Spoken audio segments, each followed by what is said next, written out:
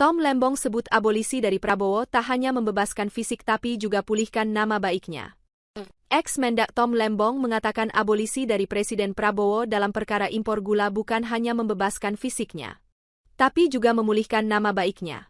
Abolisi ini bukan hanya membebaskan saya secara fisik, tetapi juga memulihkan nama baik saya dan kehormatan saya sebagai seorang warga negara, kata Tom Lembong kepada awak media setelah keluar dari Rutan Cipinang, Jakarta Timur, Jumat, 1 Agustus 2025 malam.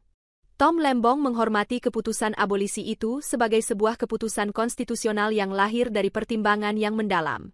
Namun saya juga sangat-sangat sadar bahwa banyak pertanyaan, banyak kegelisahan yang menyertai abolisi ini. Saya juga menghormati pandangan-pandangan seperti itu, jelasnya. Karena sejak awal, lanjut Tom, ia pun merasa bahwa yang dirinya alami bukanlah bagian dari proses hukum yang ideal. Saya menjalani 9 bulan yang menantang di balik tembok dan jeruji. Saya pun banyak waktu untuk merenung dan saya merefleksikan bukan hanya apa yang terjadi pada diri saya, kata Tom Lembong.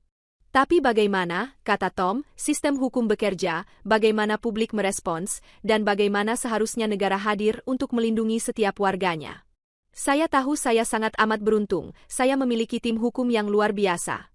Sahabat-sahabat, keluarga, publik yang tidak pernah goyah, memberikan simpati dan dukungan, tandasnya.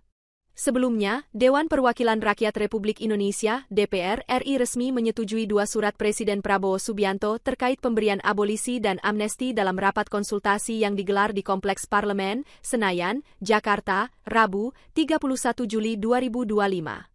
Wakil Ketua DPR RI Sufmi Dasko Ahmad menyampaikan, surat pertama menyangkut permintaan pertimbangan abolisi untuk terpidana kasus korupsi Thomas Trikasih Lembong atau Tom Lembong.